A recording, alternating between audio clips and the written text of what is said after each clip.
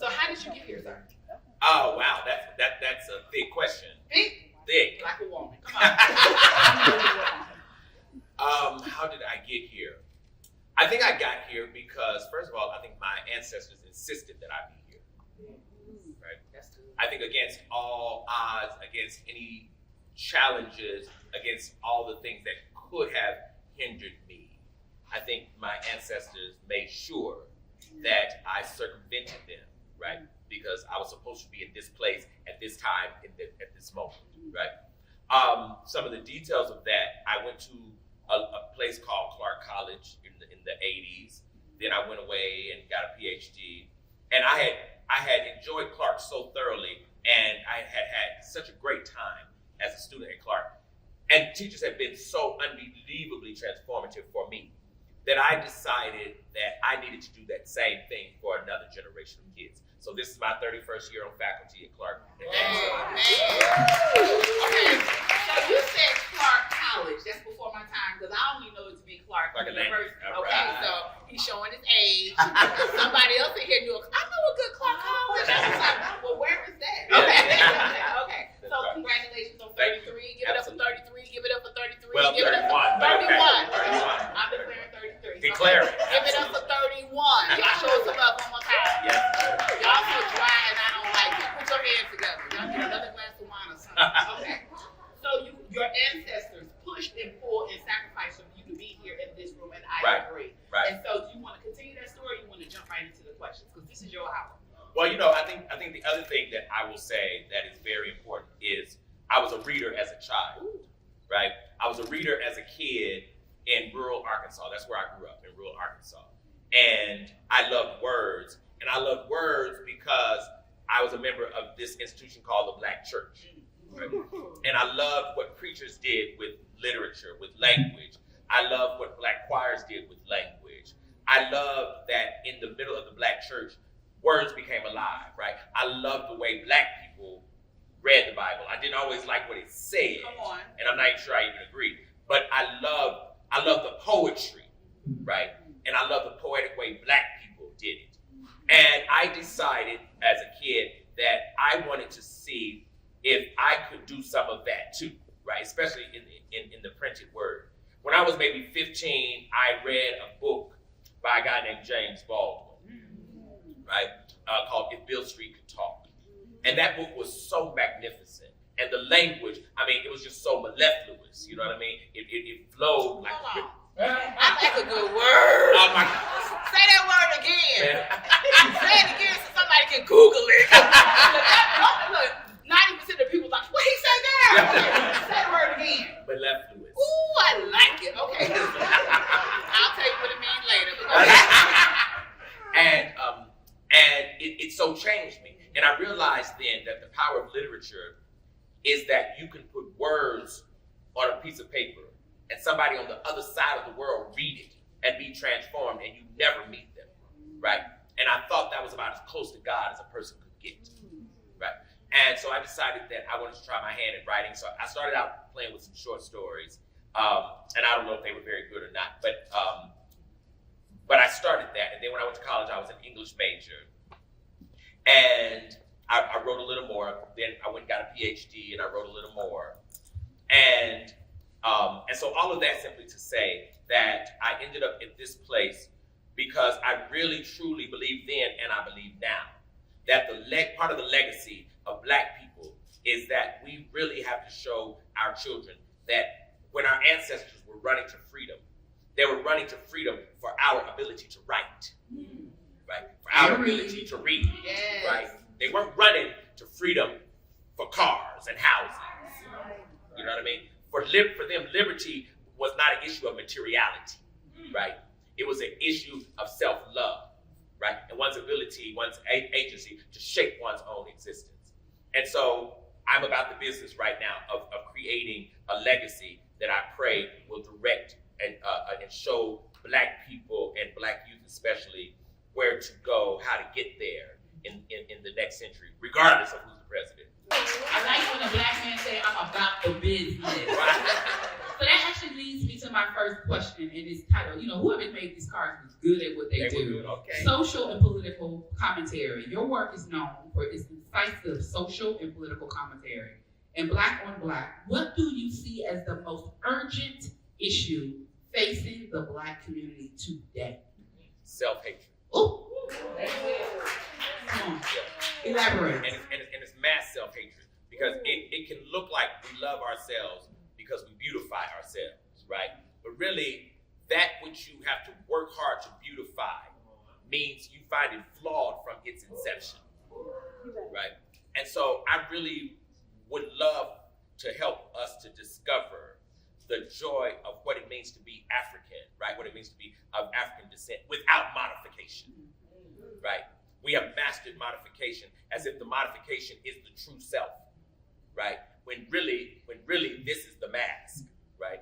And so I think that self-love and the ability to adorn ourselves because we love ourselves, the ability for us to speak to each other with not just kindness, but even with sacred language, right?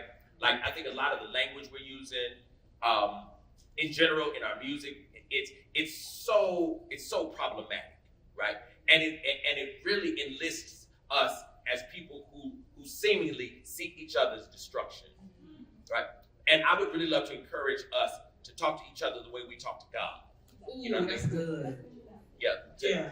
Like when I wake up in the morning to say to you, I magnify you, I glorify you, I honor you, I bow before you, I lift your name. Hey!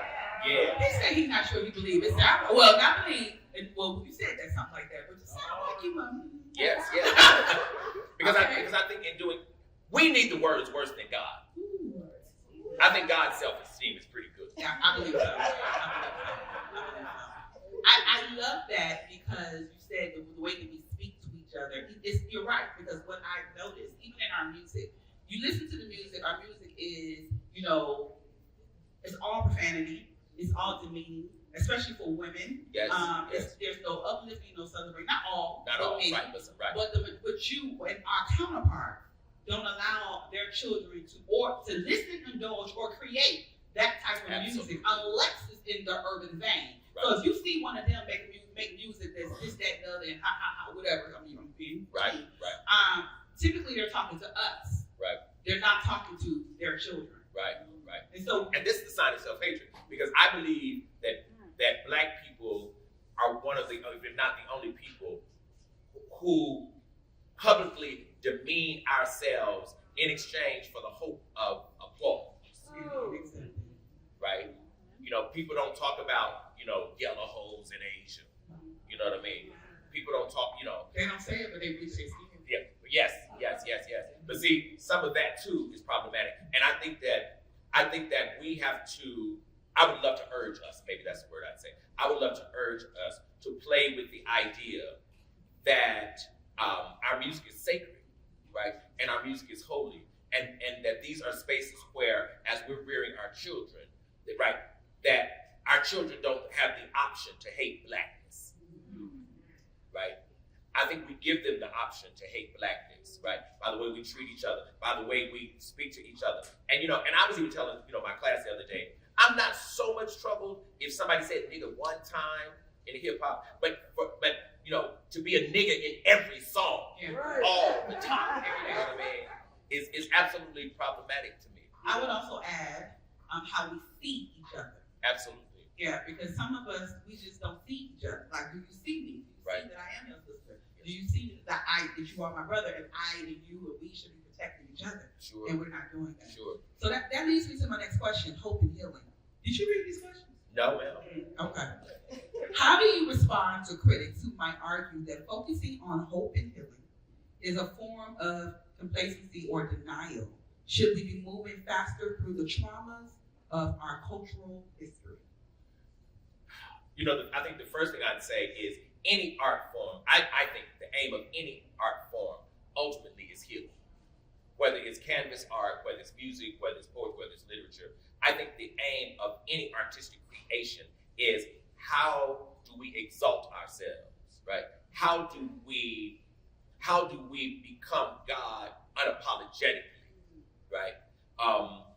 And, the thing about trauma that I think is interesting is I think there are ways that people are hiding in trauma, right? Meaning, I'm not so sure that some folks even want healing from it, because it allows people to remain the victim, right, of things, and it allows us to constantly believe that somebody else is going to bring healing, right, and that somebody else, in fact, owes us healing. The irony is that the healer is begging for healing, right? Meaning it's already in us. We came here really because we are the world's healers, right? And so I really am praying that we'll get to the place as a people where we understand that even the quote unquote trauma of slavery. See, we're really focusing on the wrong thing for me, right? We know we were beaten. We know that, right? We know we were raped. We know that. The men were raped. The women were raped. We got that. They separated our families. We got all of that, right? The part I want us to get clear about is that that's really the white history. See, the white history is what white people did to us. That's not black history. The black history is the magic of how we survived it.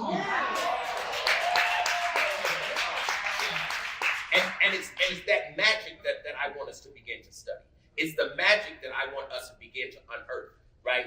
The magic of how a black woman could run from the south north 19 times, right? It's the magic. I want us to ask, how in the world did somebody have the physical stamina to pull that off, right? The magic of Frederick Douglass reading not by light but by moonlight, right? The magic of the ways in which black people reared 12 kids in a one-bedroom house, right? And none of them went to jail, right? The magic of how black people turned stuffing into dressing, right?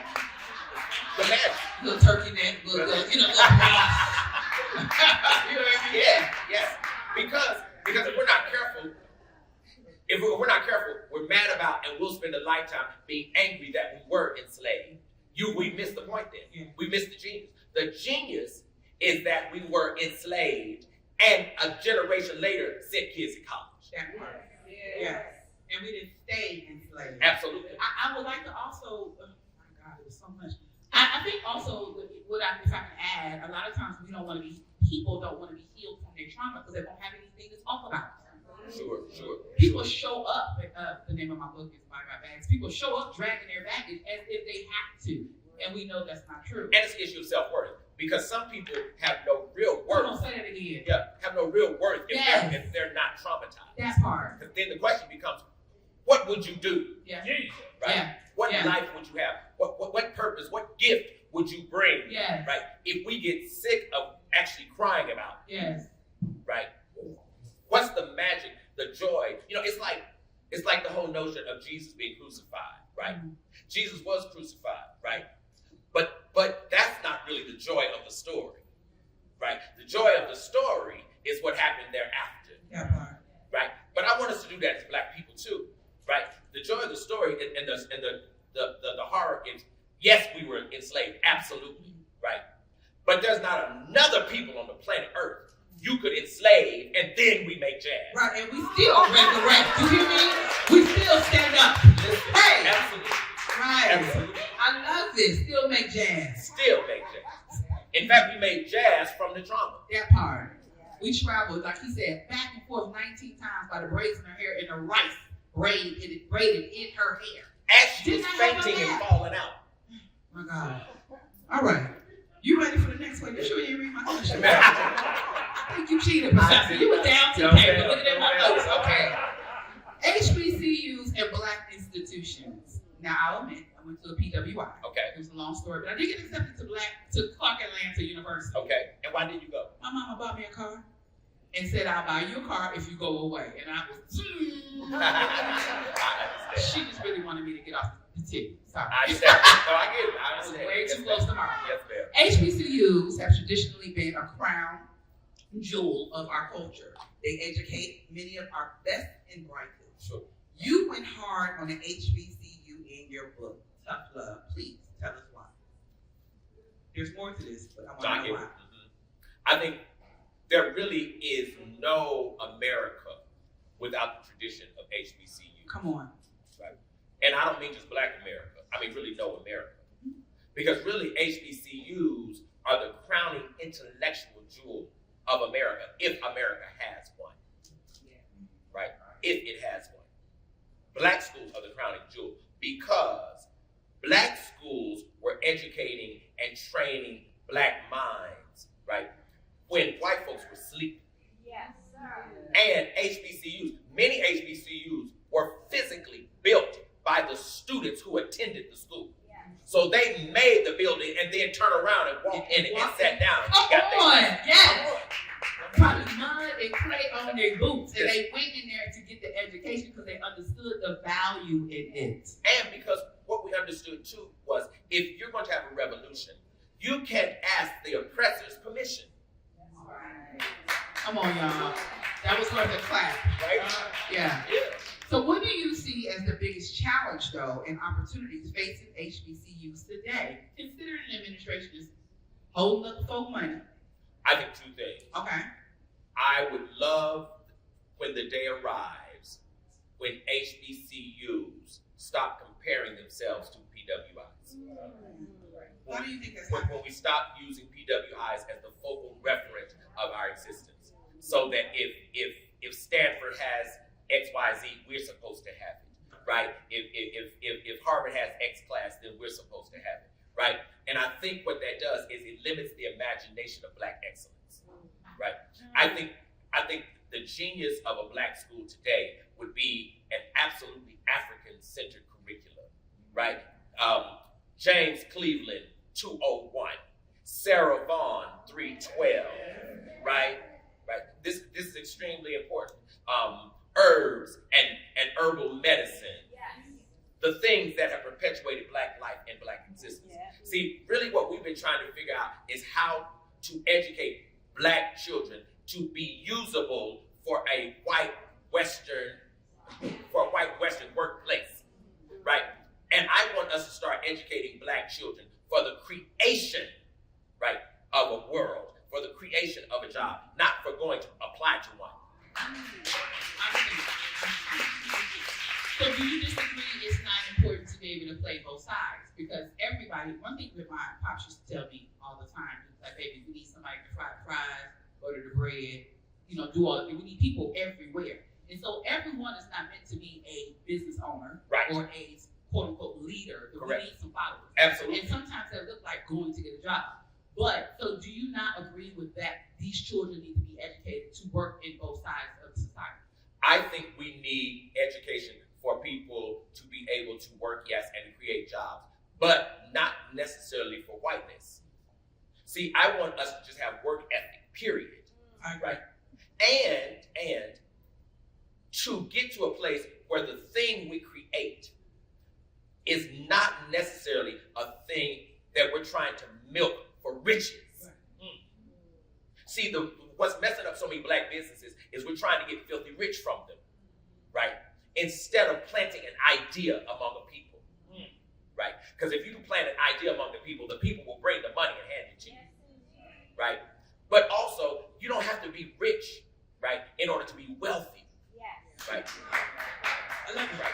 So that I don't necessarily want us to run after monetary things as much as we run after that which satisfies the soul, right?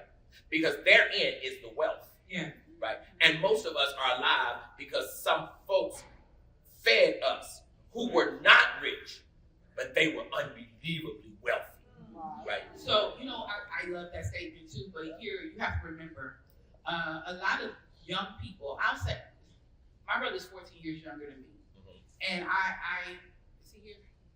I say, the young adults, something wrong with them. You know what I mean? They're driven by a different driver. You know what I'm saying? They're like, make sure he ain't here, But they're driven by a different driver. So you said, I want something to feed the soul. Yes, but so see, them, I want to suggest, I'm giving you, I don't know that I think something's wrong with them. I think there's something wrong with the way we raised them. We did our best. Because to blame a seed for its own blooming is unintelligent. I got it, and I understand what you're saying, but the seed has to also be willing to be watered. Absolutely, but I've never planted a seed that wasn't willing. Apparently we have. Right. No, see, I think, see, in many ways, what we did was this. In many ways, we reared a generation and we really ruined them, but we thought we were actually preparing them, right? And how did we ruin them? We gave them everything conceivable so that we actually canceled their drive, right? Everything, so we can imagine nothing that would hinder their ability to succeed. We didn't want them to have an extra job. We didn't want them to have chores where you be, all I want you to do, right, is just do your homework, right? Somebody feels that all I want you to do, that's what we told our kids this. But the part we didn't know is you don't thrive by having nothing to do. You thrive by absolutely, positively having so much to do that you have to find time. Right? Okay. And I'm saying, I see kids who come into Clark every year, and they come with far more shoes than books. Right? Far more shoes than dreams. But, that's right. But they didn't buy the shoes. Right? Somebody else bought the shoes. They come with TVs more than books. Right? But again, we did that. And I'm including myself. We did that because we hoped that for the first time since slavery, we would get the opportunity to rear children unburdened. Yeah. We would get a chance to rear kids unencumbered. Yeah. Right? And by doing that, right, we thought that the fruit of that would be kids who would just prosper. Yeah. But absolutely not. Absolutely not. Because when you save a seed from the storm, right, it does nothing but wither. Yeah. And the hole sometimes don't fly. Yeah. It's always protected. That's right. See, I'm real smart. Okay, listen. How do we sustain HBCUs considering things that it's a war? Right now, there is a full-fledged war, not only against our universities and our colleges, but also our students. Absolutely. They're being told, and this I'm a believer of this, that the education is the way out. I don't care what you learn how to do. You pick up a skill, go to school, something. Sure. But we're being told, and yes, there are people who are very successful who do not have a degree. Right. That is true. We know that. But as a person of color, you know, unfortunately, we come into situations with a certain amount of challenges. So with the full, all-out war on our education system for us and our students, how do we sustain under that pressure? I think the first thing we need to do desperately, but all over this country, I think we need to disassociate degrees from jobs. Right? You don't go to college, right, to get a job. That's true. That's not the point. And that's not the point of knowledge. The point of knowledge is not employment. Right? We've been working since we arrived in this country. And until the last 50 years, none of our ancestors had degrees. But we did all the work. Right? But the point of knowledge is not employment. The point of knowledge is not a job. The point of knowledge, right, is for one to learn the process of an analytical thinking so that you can decide the way you want to live, so that you can create the kind of world in which not only you, the ant, the dog, the tree, and the squirrel can prosper, right? Because if not, a person will get a degree and then destroy the world trying to make money with it. Speaking of our administration. Right. Yeah. So I really would beg us to get to the place where we don't send children to school with them. Let me say it another way. I believe a person who discovers their destiny, who makes $40,000 a year, right, is far better off than the person in corporate America who works 18 hours a day who makes $200,000 a year. I absolutely believe that. But it's not because of the materiality of the kind of life. It's because of the imprint, right, of what you're going to leave on people and the world. Influence is far more valuable than affluence. Yeah. But they're being impacted, influenced by other things. It's true. You know, their eyes are open, their ears are open, their eye gates irrigate, and mind is open to other things such as social media, what they see, what they can see. Sure. And despite what people say, it's a human trait or flaw to compare yourself to what you see. It is. So young adults come to school with 40 pair of boots or shoes or whatever, and like, you only got 40? Only got 40. Right. You know, and I didn't work for any of it. Right. So how do we get to their soul, right? You say, I want to feed their soul and feed their mind, opposed to them. They see what they see and they are who they are. Yes. So what do we do as adults? I'm nobody's mom. But But what do we do to help move that needle forward with our children of tomorrow? Because one day we're gonna get old. Yeah. If I had my choice, and they gonna have to raise, not raise us, but help us. Right. Well, that's gonna be tricky. It's gonna be trouble. If I had my way, I would gather Black children on Saturday mornings and do freedom schools again.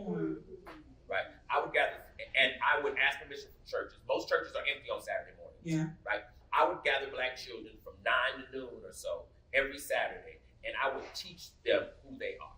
If I had my way. I hear you. Right. Because I see no reason why no one would say, "You want my kid? Come get him." Yeah. You know. Yes. And I would encourage. So what do you do? What do you need to get that to make that happen? Well, I already do this kind of thing, Okay. right? So I would really encourage us. See, this whole issue of teaching Black history in public schools. The problem with the entire issue is that we're hoping public schools will do it, right? That's the sign of our own self-hatred, right? That's the sign of our own self-hatred. And the desire to be accepted. And the notion that you're begging your oppressor to teach your children the history of how they ruined you. The proper way. I mean, think about that, right? It's problematic in very conception, right? But it also says something about the way, subconsciously, the way in which we validate whiteness. Yes. Because we're believing that if white people teach it, right, then it will have a kind of legitimacy, right? Different than if we do it ourselves, right? It's very much like, I often use the analogy, it's very much like the gazelle praying that the lion is going to teach the gazelle, right, gazellian history. Okay. But so would you lay down? right. Get And with be it. still. Right. Exactly. Right. Precisely. Right. Which means if they teach our history, it's going to be wrong. Yeah. I think there's another syndrome. I can't remember. Stockholm syndrome? Where, Mm-hmm. yes, Stockholm Absolutely. syndrome. Stockholm syndrome. Yes. Where the victim falls in love with the victim. I mean, well, that doesn't even make sense, Mm-hmm. Okay, so I love it. Okay, next we're gonna move on to the role of storytelling. I feel like I'm sitting at the feet of a griot. So, ladies and gentlemen, if you don't know what a griot is, the griot was the storyteller of the African village. And nightly, they will all get together around him, fire and all, and the griot would tell stories about the past. And so I was so excited when I heard that I was going to be interviewing you because I know I relish in the idea of what is he going to say. Yes. So please tell me, you as a gifted storyteller, how do you see the relationship between storytelling and social change? Ooh, that's deep. Who wrote that? That's real good. Okay. It makes me think of Zora Neale Hurston. Come on. Right? Because Zora Neale Hurston, You got to tell the people a little bit because everybody don't know who she is. I think everybody in this room knows who Zora Neale Hurston is. You were okay. Just pull out your Google. Okay. Go ahead. I think Zora Neale Hurston was the consummate storyteller, and Zora Neale Hurston spent her life literally capturing our stories and literally archiving them, so that one day we as a people, right, would understand the magic and the genius of who we are as Black folks and Blackness. But see, storytelling presumes a couple of things. The first thing storytelling presumes is a thing called intergenerationality. In other words, it presumes that children and parents and grandparents and aunties and uncles, etc., actually commune together, right? Because really, you want your storytellers to be folks who can bring the kind of story to the table that makes children see and believe in their own heroism, right? You want storytellers who can excite us about being us, not just storytellers who can just tell us a story. See, the goal of the Jali, as they were called in West Africa, right? So everybody knows, griot is actually a French word, right? The goal of the Jali was not just to tell a story, but to actually excite the sensibility of the people by telling the story. So that when the story is over, we're so excited about being Black, we don't know what to do, right? And I think storytelling is absolutely critical. Because really most of our stories, most of the truth of Blackness has never been told, right? The stories we hear are the ones they keep trumping over and over and over. But the real stories of our genius have really never been told, right? And if we could actually sit children down and tell them, and sit each other down and tell them these stories, and tell them the stories that we tried to save them from, right? It would actually create a much more well-rounded, a much clearer African who does not go into the world believing and hoping that unless I have money, I have value, right? And the point of storytelling is actually to help to reveal to a people the magic and the majesty of the place from which you come, right? Storytelling is it's not so much to say you're marvelous, but I'm gonna tell you about your great auntie. Now let me lay this out to you, right? That's storytelling, because storytelling is really trying to contextualize your creation. Like, why did you come? How do you know you're marvelous? You're not marvelous because you exist. You're marvelous because your mama was incredible. You're marvelous because your grandmother, right, used to cook for us, and maybe she could do it. She could lay it out, right? You're marvelous because your uncle worked for 52 years on the railroad and never missed a day. See, when kids hear stories like that, now you go to class. Yeah, show some love on that one, yeah. You know, I love that, even like my name. Like, you know, I was born on my grandmother's birthday. I never met her. She died when my mother was 9. I was sent to my mother in a dream. Yes. My mother kept saying that my grandmother kept telling her, she's coming on this day. The doctor said, no, she's coming early. My mother was like, no, my daughter's going to be born on the 26th. Grandmother said, I'm sending her to you on the 26th. Absolutely. And I came on the 26th. That makes perfect sense. That was my grandmother's birthday. Absolutely. And they said when I came, I looked like her so much, my mother howled. Wow. Yes. This is so common in terms of Black people, right? And see, there are spiritualists who can tell you that, but that's never the doctor, right? The doctor can predict a delivery date, but they can never determine it. Absolutely. But that's because you didn't come early, you came on time. On the right day. Yes, absolutely. Yes. Everything has a meaning. Our name, absolutely. Our time, absolutely. Our day, absolutely. All of it is absolutely. It's divine. Absolutely. Okay, here we go. Do you want to tell us a story? Do you have a story you want to tell us, or should we yield to something else? I'll tell y'all a story. Come on. Go ahead. When I was maybe 5 years old, I was in a music store in Kansas City. This is a true story. And my parents were shopping in the mall, and I saw this white man playing a piano, right?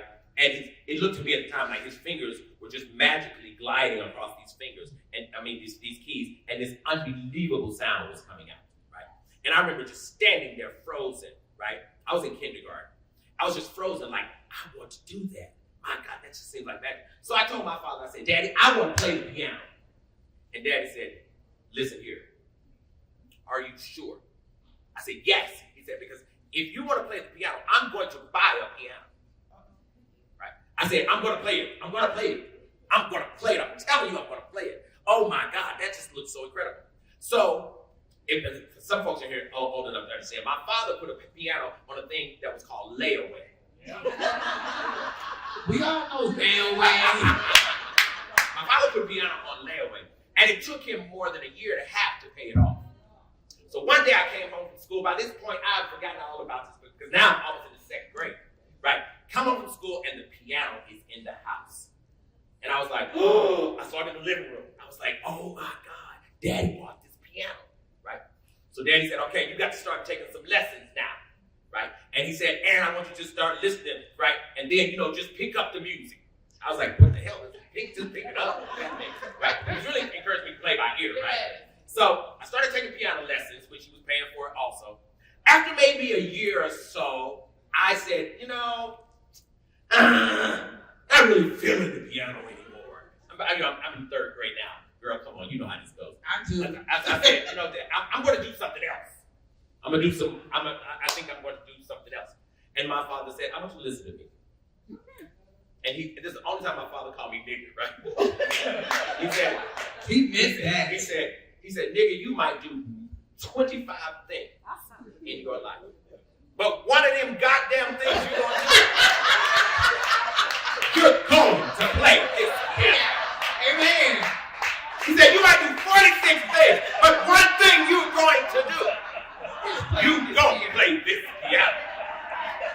And I cried because I didn't want to play anymore. I wept on my way to piano lessons. And I'm going to show you how profound this is. So I get 7, I get 9, I get 12. By this point now, I'm pretty good. Daddy has forced me to continue playing. So by this point, I can play pretty well. Okay. It never, ever crossed my mind that one day playing the piano would save me, right? Everywhere I've gone in my life, here, when I went to grad school in Philadelphia, the thing that allowed me to make money is that I could play this piano. And I could make money quickly, right? I could play for an hour in church and they'd give me $500, right? That was back in the 70s, right? Which means, really, this ancestor was preparing my way, right? Yeah, his ancestor was preparing my way. And now, I still play a little bit now. And what I'm so grateful about is that he didn't let me quit. But I was trying my best to quit. I was trying to quit. But he forced me to honor the sacrifice he had made to purchase it, right? And it absolutely transformed my life. Because it wasn't just playing the piano that was the point. It was also stick with what you start. Yes. If you start it, right, stay with it until you see the fruit of it. I don't care if you think you hate it. Come on, fruit. And see the fruit. Don't plant and then turn or walk away from the harvest. Yes. Wait and get the harvest. Because when you get the harvest, you'll want to plant again. Please continue the conversation started by your book and work towards a more just and equitable society for all. I think every adult in the Black community should adopt a Black child. Well, that's good. And it doesn't have to be legally. I don't mean legally. I get it. But I mean take one under your wing and claim them, right? This is going to be my child. This is going to be mine. I think there should be no Black child who doesn't have the spiritual coverage of an adult, who has claimed them. You feel what I'm saying? I mean, this is it's important, right? It really is important. Because if we did that, right, there are children who have lost their way. There are children who think nobody's really invested in them. And they're wayward, not because something's wrong with them, but because nobody's ever been excited about their existence, right? It's a crime to let a child walk this planet and no elders celebrate their existence. Okay. That's really a crime. Why are you talking about it? Because, sir. First of all, I don't have no lash moves, so don't play with me. Because I've been teetering on motherhood. Yes, ma'am. And my mother keeps pushing me to adopt. Yes, ma'am. And I'm like, no, I want to birth my own. And she's like, no, there are children in the system that, we literally had this conversation this morning. Wow. And I was like, And ma'am, be careful, because there are some children who are your own, who preceded you. Some of them are already here, right? So your yearning for motherhood, right, is sometimes your yearning, right, for the child who's already staring at you, right? And they deserve it too, you know what I mean? And sometimes we create and sometimes we procreate. Amen. Right? And everybody's job is not to procreate. Somebody's job is to create, and some other people's job is to recreate. Yes. See, some parents will get the child here, but they can't take them the distance. They cannot. They can't pour. They cannot. They cannot. But that child is supposed to be taken the distance by somebody who sees the genius in them. Right? 40 years ago, there's a gentleman sitting in the audience who adopted me, literally 40 years ago. Literally. I was 19 years old, right? I'm close to 60 now, very, very close, right? And he still walks with me, right? For 40 years, right? And I'm telling you, I wouldn't have made it without. I'm telling you. And I do this now. There are many kids in the audience, right? When I would say kids, there are many young folks who I walk with. Because what I'm clear about is if a child has an elder over them, that child will believe they can do anything on this planet. But a child left unattended, right, is fragile in their self-worth the rest of their life. That's good. That's real good. Okay, Dr. question we have for you, and I think you may have already answered it, but you may want to add, what collective actions should we prioritize? Yes. Now, again, I would say that, and I think we should be very intentional about it. I mean, literally go and tell the child, listen, you're mine now. I got you. But here's what this means. I'm going to send you to college, right? Or you don't go to college, I'm going to help you open a business, right? You need school clothes, I got you, right? This is what would transform us as a people. I love that. That's good. Because I have 4 godchildren, and every time my girlfriends have a baby, they call me. I said, look, that's a lot of responsibility. That means if something happened to y'all, I got 5, now about these 5 kids. Yeah. I gotta know. Okay? And apparently I can't keep up with him. You know what I'm saying? So slow down. It's a lot of responsibility. I tell people, stop taking on these godchildren and you're not ready for that responsibility or that pressure. Right? And most people ask folks to be godparents who they assume, right, have no connection to children. Right? See, that's the catch. We think, oh, these people ain't got nobody, right? So if something happened to me, they have somebody. See, that's incorrect. Right. That's incorrect. Because really what ought to happen is, again, and whether it's in a church, in a school, when we see children, to ask a 3rd grader, hey, how are your grades? Yeah. And the child's like, yeah. All they saying is, I ain't got nobody. And never had to ask that question. That's all they're saying. And nobody in my life cares. Because no heart will refuse love. Yeah. It will act like it to protect itself. Yeah. But really, if you love it, a child will follow you. Woo. I love that. I love it. So we are at the end of the questions. But I want to do one thing. Yes, I want to ask you, I'm just going to give you a word and you tell me how you feel about it. Okay. He has not heard my words because I have not written them down. Black. Gorgeous. Joy. Spirit. Woo. Peace.